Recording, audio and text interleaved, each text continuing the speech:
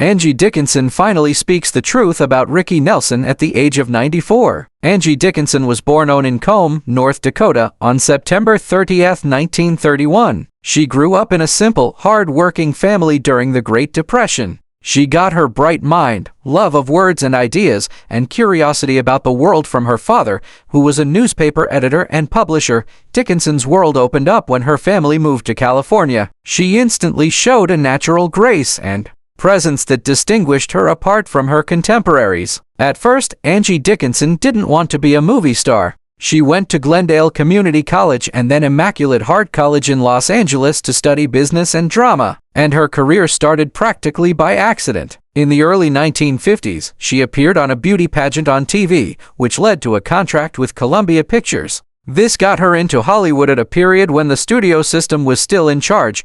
Dickinson was different from other people from the start because of her grounded, smart personality, not only her beautiful appearance. She showed warmth, wit, and emotional honesty, which made people feel like they could get to know her, not simply admire her from a distance. Her early work in movies in the 1950s showed consistent growth as she went from modest supporting roles to bigger ones. Howard Hawks' Rio Bravo 1959, in which she starred with John Wayne and Dean Martin, was a big turning point. Dickinson's performance as Feathers, a confident and sensuous saloon singer, was both humorous and fierce. She played a woman who could stand up to powerful men without losing her femininity or independence. The part made her famous and solidified her reputation as an actress who could combine harshness with vulnerability, which would become her trademark. Angie Dickinson had a busy and varied career in movies throughout the 1960s. She acted in dramas, westerns, comedies, and thrillers, and she wouldn't let herself be limited to just one style. Movies like Ocean's 11 1960, The Killers 1964, and Point Blank 1967 showed how flexible she was and how eager she was to take chances. In Point Blank, her performance with Lee Marvin was especially impressive because it showed emotional restraint and psychological depth that showed how American movies were changing. Dickinson handled this change with elegance, showing that she could do well in both the slick studio movies of the 1950s and the grittier, more introspective movies of the late 1960s. Angie Dickinson's cinematic career took off, but she soon became a big star on TV, where she would create history. She was the first woman to star as a police officer in a major television drama series when she starred in Policewoman in 1974. At a time when women were generally given secondary or decorative parts, Dickinson's portrayal of Sergeant Suzanne Pepper Anderson was a pioneer. She played the part with confidence, intelligence, and empathy, showing a lady who was professional, capable, and brave while also being emotionally real. The show was a big hit and had a long-lasting effect on culture. It inspired succeeding generations of crime dramas with female leads and helped women have more roles in TV storytelling. As time went on, Angie Dickinson was more picky about the jobs she took. She starred in famous movies like Dressed to Kill 1980, which introduced her to a new generation of fans and showed that she was still courageous in her acting. Dickinson was still regarded and appreciated, even as Hollywood evolved and jobs for women of her age became less common. This was because of her talent, honesty, and genuineness. She never only relied on memories. She let her body of work speak for itself instead. By the early 1990s, she had gotten to a point in her career where she didn't have to prove anything anymore. But she kept surprising people by taking on scary, ambitious parts that made them feel uneasy. In the 1993 miniseries Wild Palms, directed by Oliver Stone, she gave one of her most terrifying performances as the vicious militant sister of Senator Tony Krutzer, who was played with cold authority by Robert Loggia. The part let her get rid of any last traces of the glamorous image she had on TV before and embrace something darker, more political, and quite disturbing. Her role in Wild Palms had an emotional depth and moral gray area that stayed with viewers long after the credits rolled. This solidified her image as an actor who isn't hesitant to tackle hard topics. That year, she made another big change by playing a cruel spa owner in Gus Van Sant's Even Cowgirls Get the Blues, which also starred Uma Thurman. Her performance stood out in a movie recognized for its strange tone and odd sensibility because it was so crisp and unapologetically fierce. She was both interesting and scary since she played a persona that was powerful, entitled, and ruthless. with a lot of confidence. Instead of softening the role, she fully embraced its excesses, showing once again that she was prepared to go against what people thought and take creative chances at a time in her career when most of her peers were playing it safe. Her independence was just as impressive off-screen. In November of that year, she made news when she suddenly left the set of a planned This Is a TV show on her life that was made to honor her career. She declined to take part in a format that she thought misrepresented her or turned her life into a sentimental show. The moment showed how much she respected herself and how she wouldn't let Hollywood or TV tell her story on their own terms.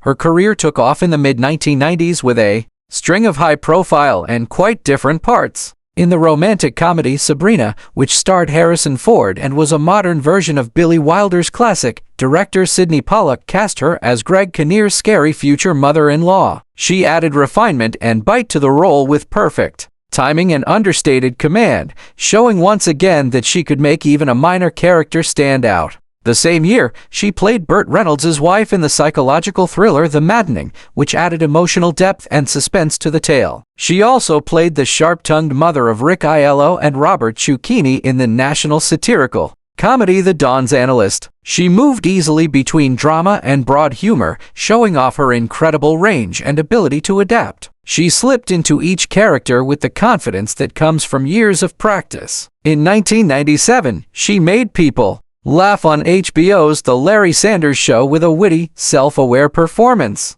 In the episode called Artie and Angie and Hank and Hercules, she got back together with Riptor's Artie, playing an old flame whose alluring spark was still strong. The performance was both funny and sad, with a mix of humor, nostalgia, and clear chemistry. It was just another reminder that her screen presence, whether it was scary, funny, or sexy, was still as powerful as ever. This solidified her image as a true Hollywood original who continued to draw attention far into the later stages of her career. Dickinson's private life was just as glamorous, complicated, and quietly strong as her public existence. She married Gene Dickinson in 1952. He was a former collegiate football star whose path after sports led him to work in the emerging field of electronics. At the time, the match felt like it would bring stability and normal contentment, but the realities of their two ambitious lives slowly pulled them apart. The couple's marriage technically lasted till 1960, but they had actually split up in 1956, 4 years earlier. This showed how emotionally distant they had become. Even though her marriage ended, Dickinson decided to keep her married name after the divorce. This choice showed both her personal identity and her professional continuity at a time when women in the public eye were sometimes pressured to change who they were when a marriage ended. Dickinson's universe grew far bigger than Hollywood throughout these years. She had a deep and intellectually interesting acquaintance with the famous economist John Kenneth Galbraith and his wife Catherine Galbraith. Their friendship opened up new cultural and political vistas for Dickinson, bringing her into talks and experiences that were very different from the film sets and sound stages she worked on. She was deeply affected by her contacts with the Galbraiths and her several trips while John Kenneth Galbraith was the U.S. ambassador to India.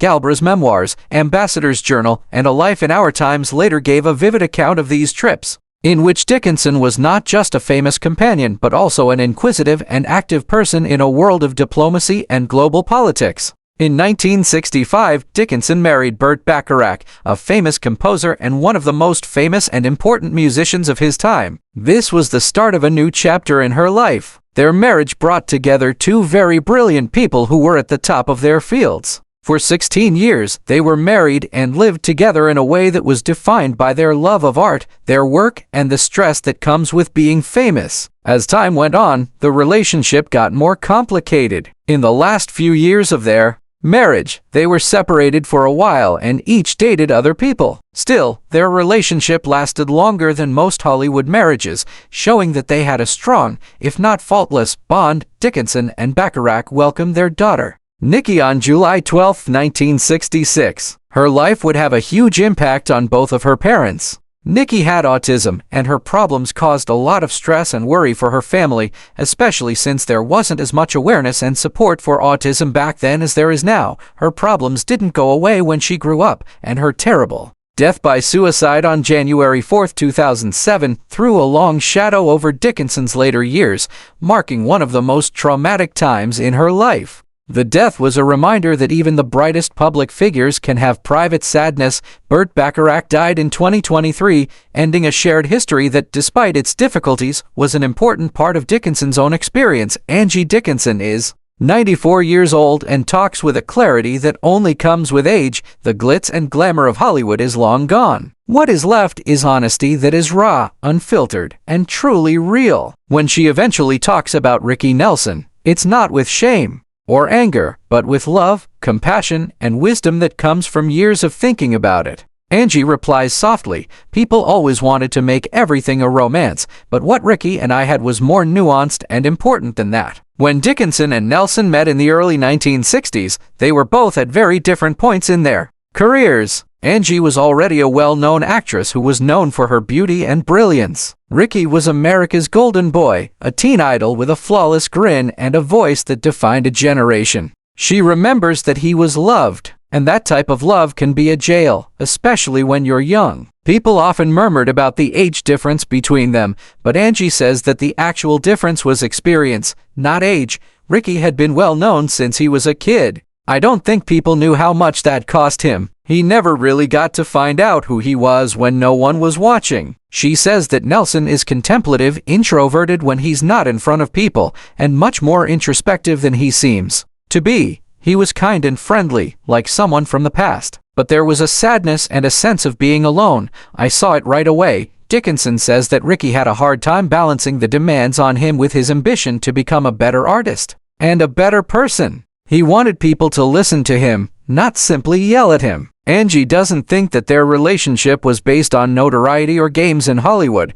There was no plan, no trickery, just two people chatting, joking, and trying to understand each other in a world that didn't slow down for anyone. She stops for a moment before saying, "I think I might have been someone he could talk to honestly." Over the years, their lives naturally went in various paths. But Angie never forgot him or what he stood for. Ricky was a warning, she says in a hushed voice. "Fame might make you feel like you're stuck in time. If you're not careful, it can stop you from growing." She didn't think Nelson's terrible death in 1985 would affect her as much as it did. "It felt like he never got to live the life he wanted. That still tears my heart." She says that she often thought about who he may have become if he had been able to grow up, change, and get out of the shadow of his own reputation. At 94, Angie Dickinson doesn't speak out of anger. She speaks out of love. Ricky wasn't weak. He was sensitive. And being sensitive is risky in a world that values image over fact. She grins sadly. "I hope people remember him for his talent and